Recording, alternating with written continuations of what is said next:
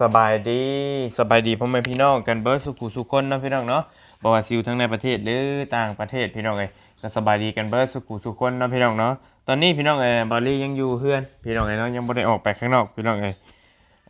บอลลี่จะมาทำคลิปแจ้งพี่แจ้งน้องแจ้ง FC เบิร์ดสุขุสุขคนพี่น้องบอกว่าซิวทั้งในประเทศหรือต่างประเทศพี่น้องบอกว่าพี่น้องฟังไทยหรือฟังลาวหรือทางต่างประเทศนะพี่น้องเนาะเรื่องงานแต่งของบาลีพี่น้องโดยก็คือทางเมเพิ่นก็ได้หามื้อหาวันพี่น้องได้แล้วเนาะพี่น้องทางเมเพิ่นแจ้งบาลีมาแล้วว่างานแต่งของบาลีนี่วันที่25ธันวาคมที่จะถึงนี้นะพี่น้องเนาะมื้อนี้ก็เป็นวันที่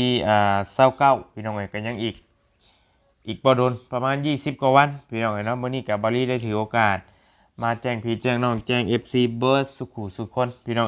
เกี่ยวกับเรื่องงานแต่งของบาลีพี่น้องเนาะพี่น้อง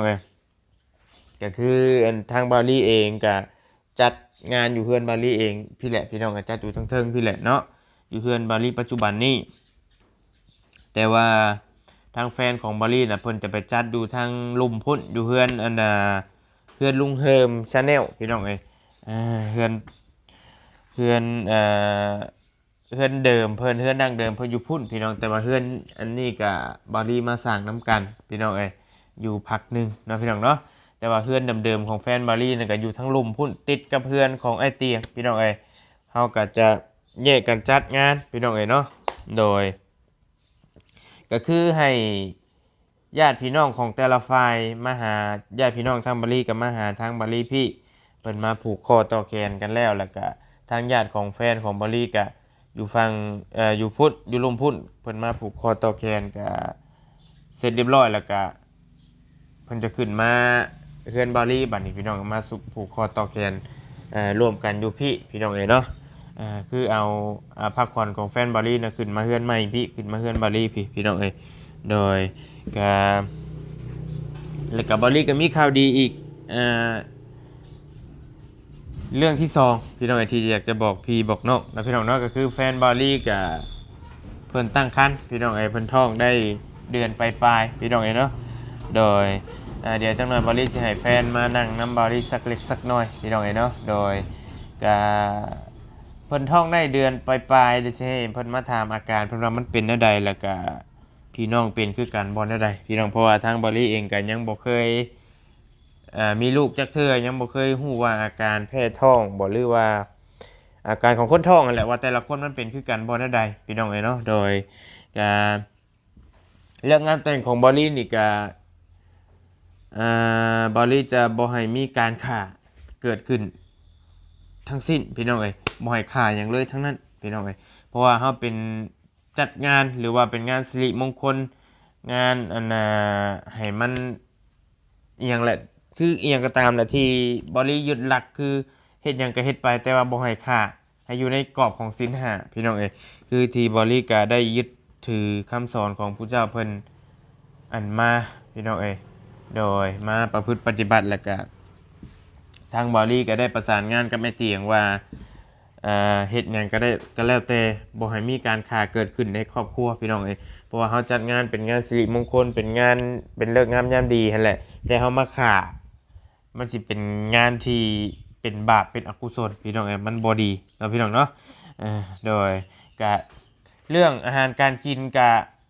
ไปซื้อเอาพี่น้องก็ไปหาเลาะซื้อตามตลาดบ่หรือว่าแนวใดก็ไปเอาที่มันตายแล้วน่ะที่เพิ่นเฮ็ดสำเร็จสมบูรณ์แล้วน่ะพี่น้องมาอันว่า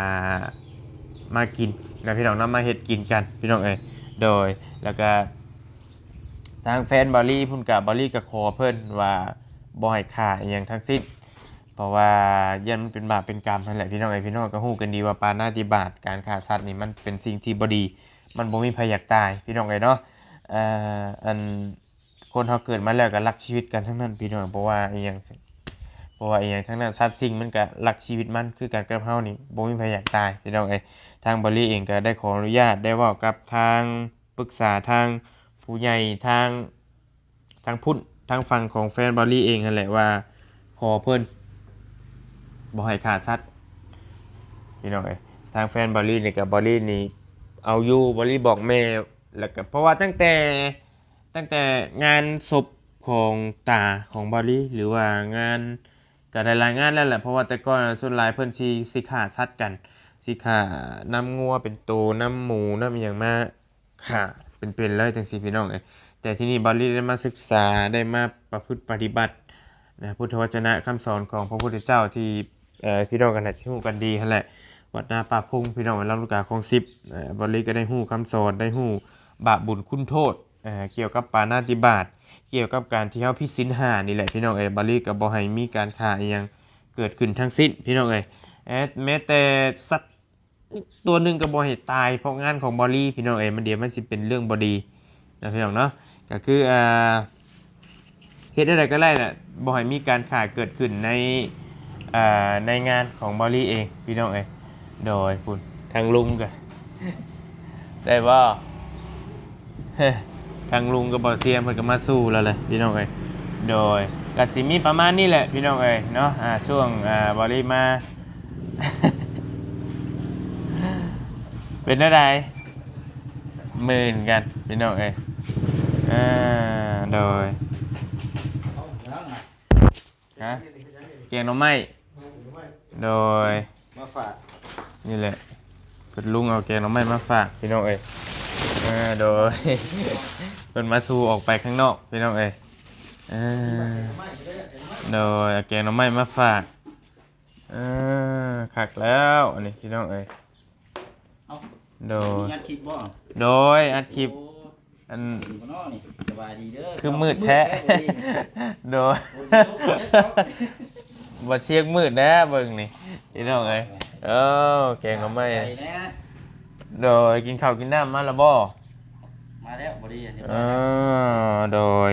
บริอัดคลิปอันแจ้งพี่แจ้งน้องเรื่องงานแต่งนี่แหละโอ้โดยเอานำกันบ่หน่อยเนาะแจ้งพี่น้องบอกแล้วเนาะโดยเอาขอฟังเสียงแหน่ซั่นน่ะบ่เสียงกับสิได้ยังบ่ทันฮู้เนาะมื้อใดเนาะบ่ดี วันที่25เนาะบ่เสียงวันที่25ธันวาคมพี่น้องโอ้มื้อนี้ก็29แล้วเนาะแม่น25เดือนหน้าพี่น้อง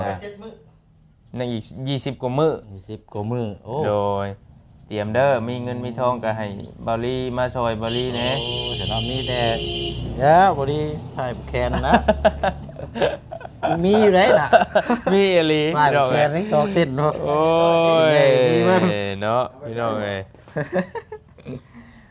ถ่ายแคนเนาะบ่เสียงมักติดตัวไว้โดยคือทางบ่เชียงก็เป็นลุงพี่น้องเป็นลุงของบริก็แต่ก่อนก็เป็นหมู่เป็นพวกกันนั่นแหละแล้วก็ที่นี่ก็มาเอาเมียเฮือนเดียวกันเอาพี่เอาน้องกันแล้วก็เป็นลุงกันชูมือนี่ก็บ่ได้ห้องกันลุงหรอกห้องกันแบบสบายห้องแบบห้องคือเก่าคือเดิมนั่นแหละเฮาเอิ้นกันนั่นแหละโดยแต่ทางพุ่นก็เป็นลุงใหญ่ลุงเฮิมใช่แน่พี่น้องโดยแล้วทางทางแฟนของบอลลี่ก็คือบอลลี่บอลอะไรเพิ่นสิจัดอยู่ลุมพุทธพี่น้องแล้วก็มาผูกคอต่อแขนอันนำกันอยู่อยู่เพื่อนบอลลี่พี่น้องเนาะโดยเป็นได้ไหนเนาะโอ้เตรียมพร้อมเด้อเจ้าสาเนาะพี่น้องอย่าหาเด้นี่เนาะหาเก็บปัจจัยอยู่ใช่เด้นี่โดยคือนี่คือพอดีแล้วทางบ่อเชียงนี่เคยจัดงานแต่งมาก่อนแล้วเนาะโดยเคยมาแล้วเนาะเพิ่นปีใดเนาะที่จะจัดงานแต่งมาโทษนานได้บ่ดีบ่ดีเนาะตั้งแต่ตอนนี้อันลูกเปียวก็สิเข้า7ปีเลยอ๋อ10ปีพุ่นแหละโดยนานแล้วพี่น้องแล้วค่าใช้จ่ายนี่มันเป็นเท่าใดแน่เนาะสิ้นเปลืองบ่ตามยุคตอนนั้นน่ะก็โอ้คือมันแหละมันโดนแล้วเนาะช่วงนั้นมันก็โดนพี่น้องคองก็นักน่วงอยู่แต่ว่าก็บ่ถึงว่านั่นได้กับนักอยู่ได้บ่ดีคองก็อาจสิยังบ่ขึ้นในช่วงนั้นเนาะบ่ขึ้นมันก็ตามราคาเงินคือกันจะบ่ดีแต่ว่าราคาการขายค่าของชีพก็ยังบ่ได้ห่างจากทุกวันนี้ได้โดยก็สิแพงกว่านั่นอีกลุงมานั่งนำกันบ่เรื่องอะไร เอาก่อนคนเก่งเลยเก่งเลย เอาพอดีแล้วมาปรึกษากันนี่แล้วพี่น้องไงเนาะสิเอาได้ใดมัน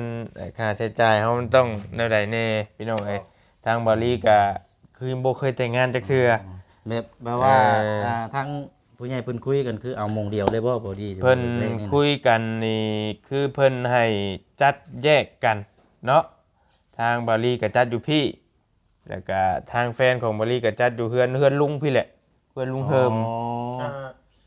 ใช่เพิ่นบอกเพิ่นว่าเพิ่นเปลี่ยนใจได้ เพิ่นเปลี่ยนใจแล้วบ่หรือได เปลี่ยนแล้วเหรอวะบ่ เป ดี ลี่ยนใจได้ เปลี่ยนใจแบบใดอีก คือว่าสิมาจัดอยู่นี่มองเดียวเลยบ่ซั่น ห่วย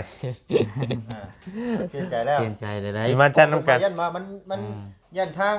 พี่น้องมาหลายทางเลยยันมาพี่น้องถามว่าเจ้าเช้ายังไปไซสินะยันเพิ่นมาผู้เพิ่นมาเช้ามาอย่าง แปลว่าสถานที่มันอยากแคบแน่ เรือลุงนี่มันอยากแคบเนาะ แคบ เพราะว่าบอลลี่ได้ปรึกษาแม่มือวานนี่แม่เพิ่นว่าจัดแยกกัน แต่ทีนี้บอลลี่ยังบ่ได้ถามใหม่ว่าเพิ่นปรึกษากันแนวใดเนาะ เพิ่นว่าเพิ่นว่า อ๋อ เพิ่นว่าจัดอยู่เฮือนเขาแล้วมันทีมันกว้างมันหยังเพิ่นว่านะ โอ้โดยก็ดีคือกันเนาะ เอามาแบบว่ามาผูกคอตะแขนอยู่นี่รวมอยู่นี่เลย ที่เดียวเลยบ่ ที่เดียวจบเลย โอ้ แบบงานชาบุญสินะแบบยันแบบ แม่นแบบนั้นนะคือ งานผูกคอตะแขนของสบุญมานะ แม่นๆ ที่ผ่านมาเนี่ยเอาจัดอยู่หม่องเดียวเลย อ๋อ แต่ว่าผ้าคอนนี่คือของไผของมัน แม่นสองคู่นึงกันแหละ คู่หนึ่ง ว่าไซะคู่นึง แต่ว่าเฮามารวมอยู่นี้ แม่นตั้งอยู่พี่เบิด ทาง เล อย ยู่นี้นะบ่ดี แล้วก็ส่วนพระควันก็อยู่นี่เบิดเลย อ๋อโดยเพิ่นว่ากันใหม่แล้วซั่นน่ะเนาะ เช้นี่ เพิ่นอาจจะปรึกษากันไหมเนี่ยเอาเพื่อแบบว่าให้มันสะดวกสบายพี่น้องเขาอะไร แม่นยันว่า โยกย้ายไปมาเพราะว่าเฮือนเบาดีนี่รู้สึกว่าน่าจะเหมาะสุดแล้วล่ะ มันพี่น้องทางไกลกันมาพอดีแวกเฮานี่เลยเนาะ บ่ได้ใกล้ได้ไกลเป็นทางเฮือนหน้าบ้านเลย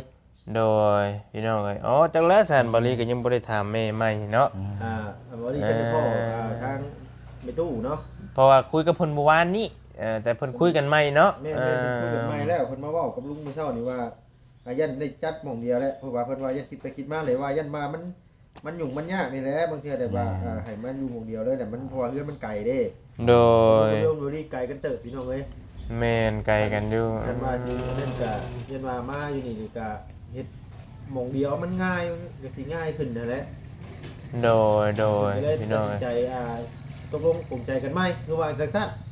อ๋อคือพี่น้องมาจากทางใดกับพบมาเห็นเจ้าบ่าวเจ้าสาวพร้อมกันเลยเนาะนํกันเลย อย่างนี้สินะ โดยพี่น้องเอ้ย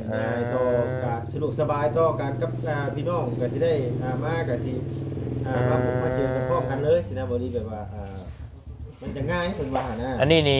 นี่คืออันเพิ่นบอกกันแน่นอนครั้งนี้แล้วอันนี้เนาะ เพิ่นตกลงว่าจังซั่นคือว่าเพิ่นเว้าจังซั่นเพิ่นเว้า แม่น เพิ่นเว้าอยู่ว่าทางบ่เสียงทาง แม่นยินอยู่ยินอันน่ะทางพ่อเรามาอยู่เมื่อเช้านี่ก็เพิ่นมาเฮือน ทางพ่อเนี่ยเพิ่นว่าได้คุยกันแล้ว คุยกันไปเนาะ คุยกันแล้วว่า โดย จัดอยู่นี้ เพิ่นก็เว้ากับลุงจังซั่นเลย เรียกว่าเรื่องของในอยู่ในกินนี่ก็เฮาก็เพิ่นก็คุยกันแล้วล่ะว่าถ้ามันขาดบกพร่องหยังก็อบรมกันอีกรอบนึง แม่ ประมาณนั้นแหละเนาะคือว่ากินอยู่นี่ทีเดียวเลยจบแล้วผูกแขนก็อยู่หม่องเดียวกัน มองเดียวกันเลย แบบนั้นก็สิทำให้พี่น้องไปมาสะดวกแล้วก็คือจบแล้วก็เพิ่นก็สิแบบนี้นะแบบคือบ่ต้องแล่นพุ่นแล่นพี่ แม่นบ่ต้องอะไรพุ่นพี่เอาหม่องเดียวเลยเพราะว่านี่ก็มันก็เป็นครอบครัวของบ่ลี่แล้วมันก็ง่ายสินะ เพราะว่าบ่ดีก็เป็นเฮือนมีเฮือนรักเป็นของตัวเองประมาณนี้พี่น้องเอ้ย มันว่าไงว่ามันจะหมดได้ไปแล่นพุ่นแล่นพี่จังซี่นะบ่เสียงบ่ดี โดย ใจไหมมันก็เพิ่นก็ไปใต้ตอเบิ่งแหละตอนแรกเขาสิจัดคนละเฮือน โดย เพิ่นว่ามันยันว่าพี่น้องทั้งไก่มาแหละยันแบบแล่นมาเฮือนเจ้าแน่แล่นไปเฮือนเจ้า เล่นพูดแน่เนาะ แม่น สิมาผูกแขนบอลลี่เนี่ยแบบเอ้าใช้เจ้าเช้าเล่นลงไปเพื่อนเจ้าเช้าใหม่อีกแบบนี้พี่น้องเอ้ย ก็เลยว่าจะให้มันเดียวกัน จบหมู่เดียวเลย แหละว่าหมู่เดียวกันเลยนี่คือสิดีกว่า ก็ดีคือกันเนาะพี่น้องเอ้ยโดยพี่น้องญาติพี่น้องทั้งสองฝ่ายมากับพอดีมาเจอกันอยู่นี่เลยที่เดียวเลย จบอยู่ พี่น้อง นี่เล เอ้ ย ย พร้อมหน้าพร้อมตากันอยู่นี่สร้างสรรค์อยู่นี่เลย แม่น มวนซื้อโนเซล ผู้ใดมักม่วนมักค้อนก็ม่วนนี่เลย โดย มึงอยู่ได้บ่เชียงให้เตรียมแอลเตรียมยังไม่ได้เจ้าก็ได้ โอ้ ยากเด้บ่เสียง แม่ดอกพี่น้องบ่เชียงกับลุงนี่เป็นทางลุงทางเจ้าสาวยังบ่ได้อันนี้ดอกยังบ่ได้มีโอกาสบ่ เป็นเคย บ่ให้เมาแล้วเนาะเมาแล้วบ่ได้พี่น้องเอ้ย เป็นเคยอาจจะบ่เสียงอาจจะเป็นเล็กเสิร์ฟพี่น้องเอ้ย เสิร์ฟ ที่ ก็ยังเป็นพ่อครัวชอบดู เพราะว่าในนามนี่เป็นเคยเด้ เป็นเคย เป็นเคยนะเฮาต้องต้อนรับพี่น้อง โดย มา โดย เนี่ยอยู่ในกินนี่แหละเบิ่งช่วยกัน โดย มันขาดพวกข้องหมองใดเฮาสิแจงเบิ่งช่วยกันเพราะว่าในนามเป็นเคยนี่คือ เมาบ่ได้เด้เจ้าเด้อ บ่ได้เพราะว่า พี่น้องเอ้ยเมาแหละมันสิเฮ็ดหยังบ่เป็นเนาะมีแต่สินอนเฝ้าโต๊ะนั่นแหละพี่น้องเอ้ยคันเมาแล้วก็ได้ คันเว้าเรื่องเมานี่ยากอยู่เด้บ่ดีไปนี่คันเมาแลดนี่ถือว่าหลาย สิเมาแดดหลายกลัว เมา ว่า แลดนี่ถือว่า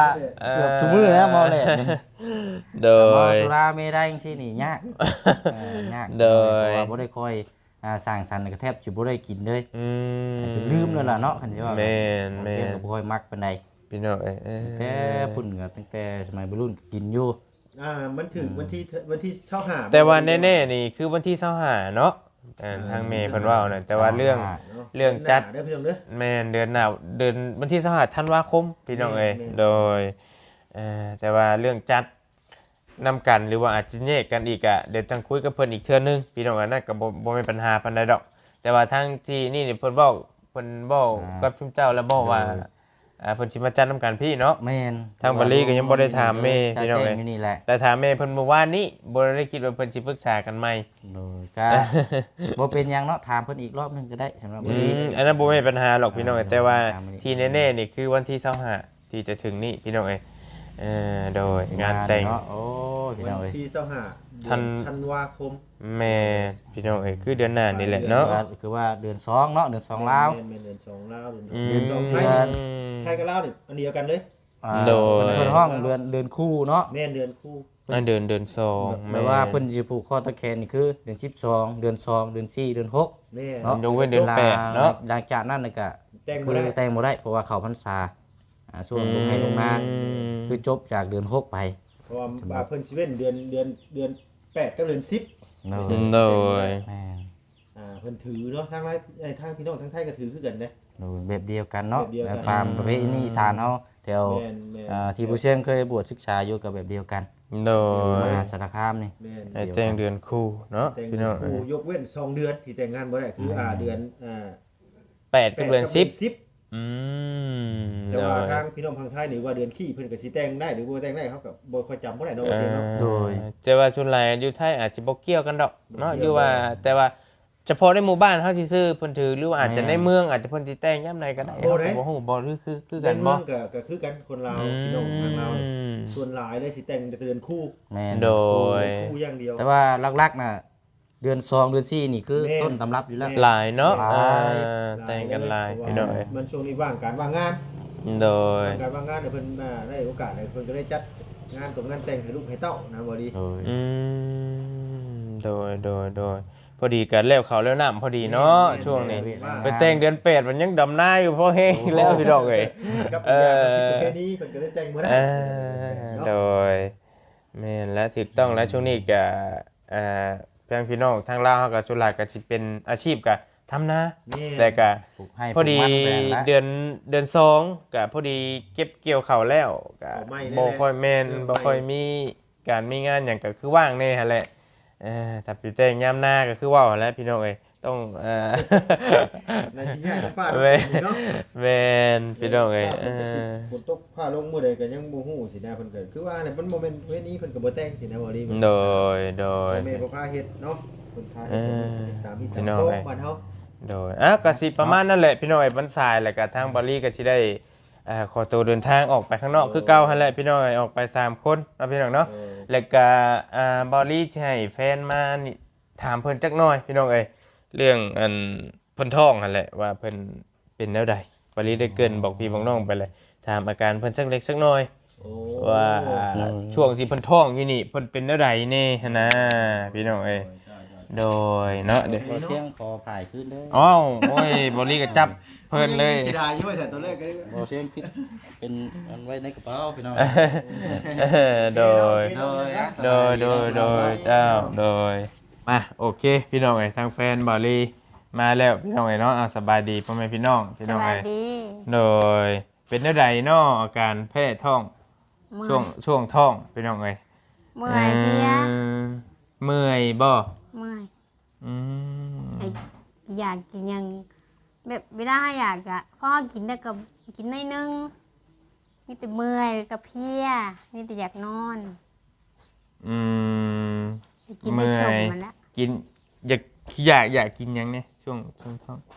ไม่อยาก อยากกิน ห แต่ ยัง อยากกินแต่ของเปรี้ยวๆบ่ อืม เออพี่น้องอยากกินส้ม กินชมหยัง ข้าวนี่ก็กินได้บ่หลาย ได้โบราณ อ่าโดยพี่น้องบ่ฮู้ว่าเป็นคือกันบ่แนวใดเนาะพี่น้องเนาะหลักๆนี่อยากกินของเปรี้ยว กินของเปรี้ยว แล้วก็เมื่อย เมื่อย อ้วกบ่ พวกนี้ พี่น้อง มีอยู่ มีอ้วกบ้าง ปวดท้อง แต่เรื่อยบ่อ้วกเรื่อยบ่ ก็เป็นบาง อืม บางช่วงอะส่วนมากมันจะบุ่นท้องหลายกว่า จะปุ้นท้องแต่ว่าบ่ได้ค่อยอ้วก แม่น โดยพี่น้องกินข้าวก็บ่ค่อยแซ่บ ข้าวกับโบแซ่บกินหยังกับโบแซ่บ แต่ว่ากินชมนี่แซ่บบ่ กินชมในแซ่บ แล้วก็เพิ่นเป็นโรคกระเพาะพี่น้องกินหลายก็บ่ได้อีกแต่ก็คือสิเป็นนั่นล่ะมั้งคนท้องบ่ลีก็บ่ฮู้คือกันแต่ว่า เมื่อยบ่เอาหยังเลยนะ อืม เพลียลง มีแต่อยากนอน มีแต่อยากนอน โดย เพราะว่าบ่ลีก็ทำพี่ทำน้องนี่แหละว่าเพิ่นว่าสุดท้ายก็มีแต่ง่วงมีแต่เมื่อยเพลียแบบนั้นแหละจักสิเป็นแนวใดต่อพี่น้องบ่ฮู้ว่าพี่น้องเป็นคือกันบ่แนวใดพี่น้องแล้วก็มีวิธีแก้แนวใดแน่เนาะ หรือว่าเขาต้องอดทนไปแบบนี้จน9 เดือนจนคลอดพี่น้องก็จักได้ใด ไม่เท่ากี้กับไม่เท่าว่าไม่เท่ามวนแล้วบอกว่าเมื่อยสิได้แล้วอ่ะ เพิ่นมีวิธีแก้บ่ซั่นนะ พอดบ่อยากบ่หยังเลยแล้วอะ มีแต่ แต่ ชิ้น เมื่อยอย่างเดียวแล้วว่ะนอนเท่านั้นแล้วว่ะ อืม ให้กินหยังก็บ่กินแล้วว่าบ่อยากซื่ออยู่แล้วว่ะ มีวิธีแก้บ่ล่ะ บ่มีให้กินชมได้ก็ดีแล้วว่ะ กินชมหลายเพิ่นบ่ได้พี่น้องทางนี้ ได้บ่ได้มันแสบกระเพาะ เป็นโรคกระเพาะอีกพี่น้องหลักๆก็มีแต่ประมาณนี้บ่ ง่วงนอนกินข้าวบ่แซ่บพี่น้องเมื่อยเพลียแล้วก็นั่นแหละอยากกินส้ม กินชมอย่างเดียว นอนนี่ก็สะดุ้งบ่ สะดุ้งอยู่ เวลาสิสะเวลาเฮาสิระดับแน่ก็สะดุ้งบึดขึ้นมา อืม เป็นหยังโอ้โหคือกัน โดย อัน พี่น้ ลั อง กๆกับเมื่อยที่สุดเลย เมื่อย เมื่อย อันที่เป็นนักอยู่ช่วงท้องนี่นะคือเมื่อย เมื่อย แล้วก็อยากนอน อยาก นอนง่ายบ่ ง่ายรับง่าย รับปานใดก็บ่อิ่มคือสิบ่อิ่ม รับ เล อะไร ย ก็ คือมี นอน มีแต่ว่า อะไรก็บ่อิ่ม อยากนอนตลอดฮะนะพี่น้องก็คือสิเป็นคล้ายๆกันแหละเนาะพี่น้องคนแพ้ท้องพี่น้องวันนี้ก็ฟ้าแฟนมาถามอาการเพิ่นสักเล็กสักน้อยพี่น้องฟังไปน้ำกันพี่น้องรอเบิ่งน้ำกันว่าบุตรคนแรกของบาลีสิเป็นผู้ชายหรือผู้หญิงพี่น้องเนาะ โดยแต่ทางแฟนบาลีนี่เพิ่นอยากได้ผู้ชายหรือผู้หญิงอยากได้ผู้ชายหรือผู้หญิงในใจ เนี่ยผู้ชาย อยากได้ผู้ชายเหตุผลเป็นหยังคือจังอยากได้ผู้ชายเนาะ ว่าผู้หญิงลูกผู้หญิงทั้งเอื้อยกับมีแต่ผู้หญิง อ๋อ ทั้ง โด ลูก ย ลุงเฮิมกับผู้หญิง โดยพี่น้องทางอันน่ะลูกของบ่เชียงหั่นแหละพี่น้องก็น่าสิฮู้กันดีลูกของบ่เชียงก็เป็นผู้หญิงเบิดสองลูกลุงเฮิมก็เป็นผู้หญิงพี่น้องส่วนหลายมีแต่ผู้หญิงญาติพี่น้องทางนี้หลานของบอลลี่ก็เป็นผู้หญิงน้องบิวลูกไอเตียงนั่นแหละพี่น้องแล้วก็บ่ลูกวาจันทร์ก็เป็นผู้หญิงลูกสาวบุญบ้านนาก็เป็นผู้หญิงในทีมงานเฮาพี่น้องคือว่าเป็นผู้หญิงคือมารผู้หญิงบัดหลายคนพี่น้องช่วงนี้โดยแล้วก็ส่วนหลายญาติพี่น้องทางแฟนบอลลี่สิเป็นผู้หญิงแม่นบ่ ยิงเบิด มีแต่ผู้หญิงนะพี่น้องคือลาต่อทางแบบว่าลูกหลานที่เพิ่นเพิ่งหาเกิดมาเนี่ยมีแต่ผู้หญิงส่วนหลายสิเป็นผู้หญิงซะส่วนหลายพี่น้องเอ้ยจักเป็นอะไร ทางเบิ่งมันสิเอาเป็นผู้หญิงหรือผู้ชาย แต่ว่าใจนี่อยากได้ ใจ อยากได้ อยากได้ผู้ชาย อยากได้ผู้ชายโด เป็นผู้ ย ชาย อยากได้ลูกชายว่าซ่านพี่น้องเอ้ยอ้าวสำหรับคลิปนี้กับบาลีลาไปก่อนพี่น้องเอ้ยสายแล้วเนาะพี่น้องเนาะบาลีก็จะขอเดินทางออกไปทำงานต่อบัดนี่พี่น้องเอ้ยโดยมื้อนี้ก็ได้มีโอกาสมาทำคลิปแจ้งพี่แจ้งน้องแจ้ง FC เบิดสุขุสุคนพี่น้องเอ้ยเนาะเกี่ยวกับงานแต่งของบาลีพี่น้องเอ้ยพอดีแล้วแม่ของบาลีมาพอดีพี่น้องเอ้ยเดี๋ยวสิถามเพิ่นจักหน่อยเพิ่นว่าเพิ่นเปลี่ยนใจแล้วว่าซั่นเพิ่นให้จัดอยู่นํกันเพิ่นบ่ได้จัดแยกแล้วว่าซั่น ไผ เดี๋ยวสิถามเพิ่นจักหน่อยเพิ่นว่าแนวใดเนาะพอดีรอเพิ่นจักหน่อยเพิ่นมาพอดีพี่น้องเอ้ยโดยคือว่าเปลี่ยนใจแล้วว่าแนวใดเนาะลานบิวบ่ได้มาบ่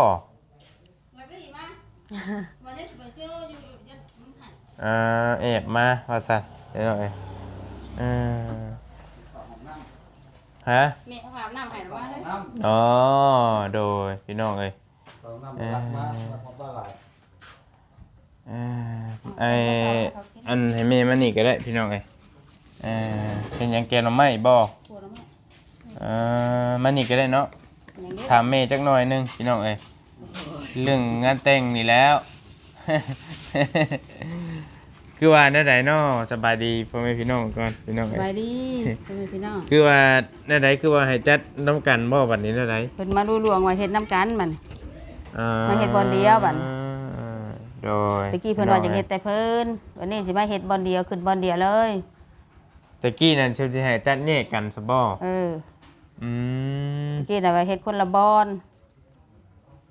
นี่ โดย ตู้คือได้เลยเว่าเพิ่นถามกันได้แต่ว่ามาเฮ็ดบ่อนเดียวขึ้นบ่อนเดียว ทักเน่บ่บัดนี้ อืม ว่าถามเมมือว่านี่เพิ่นว่ายังจัดแยกกันอยู่พี่น้องเอ้ยพอมามื้อนี้เพิ่น มื้อ ว่า เช้านี่เพิ่นไปตู้มาหาว่ากันว่าอะไรเลยว่ามาเฮ็ดบ่อนเดียวโลดพุ่นน่ะสุดแล้วแต่เฮาก็บ่ได้คัดแต่งาง อื มีคนเดินมาแล้ว โดยทางญาติพี่น้องทั้งสองฝ่ายก็มาโฮมกันอยู่นี่ อืม อันว่ามื้อวันที่25บ่ แม่นมือแท้ มื้อแท้ขึ้นจักค่ำเดือนลาวเฮาเนาะ 3คำออกไม้3 ออ คำ อกอยู่บ้านนะเพิ่นเอิ้นออกไม้3ค่ำ เดือน2ออกมา3คำ พี่น้องเอ้ยโดยเดือน2ออกไม่3ค่ำขึ้นตรงกับวันที่25ธันวาคมพี่น้องเอ้ยปี65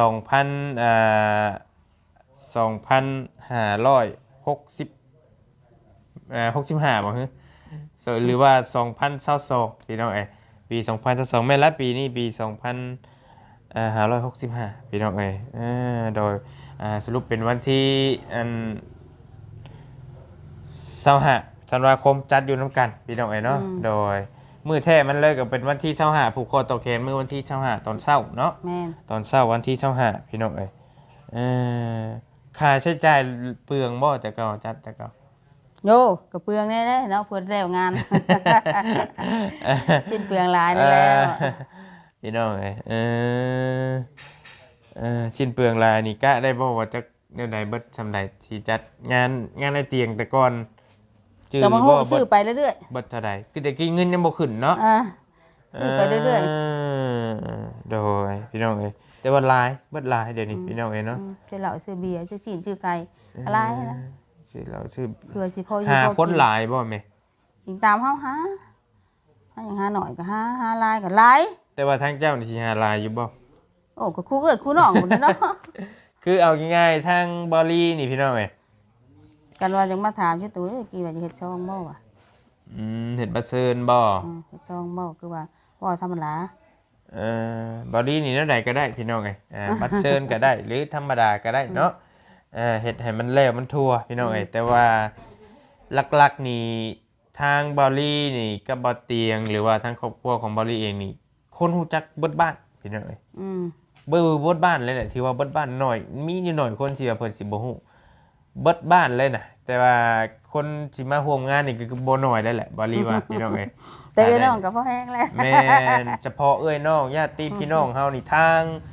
สาวบุญมีแน่ทางบอลลี่แน่โอ้หลายพี่น้องแล้วก็ทีมงานยูทูบเบอร์เฮาอีก มาโฮมบนเดียวทั้งหลายนะ ทรง FC คือสิล้นบาลีเบิ่งนี่เฮือนบาลีนี่ เพื่อนน้องเพิ่นเด้อน้องโตทั้งสนองซิโนฮอดบ่แล้วเอา ข จา อก งอ ส ยู่ วน ของอยู่ของกินนี่ก็บ่น้อยแหละพี่น้องเอ้ยโดยต้องหามาให้มันพอกินเบิดคู่คนน่ะพี่น้องเอ้ยทีมงานยูทูบเบอร์เฮาแน่แล้วก็พี่น้องอีกทั้งบ้านนี่เกือบสิว่าเบิดบ้านเกือบสิคู่เฮือนนั่นน่ะพี่น้องเอ้ยโดยแล้วก็พี่น้องมาทางอื่นทางไกลแน่พี่น้องเอ้ยเนาะก็สิประมาณนี้แหละพี่น้องเอ้ยบาลีกับเมกะสิลาพี่ลาน้องไปก่อนพี่น้องเอ้ยพอดีมาแจ้งข่าวFC ให้พี่ให้น้องแจ้งข่าวเรื่องงานแต่งให้ FC ฮู้พี่น้องเอ้ย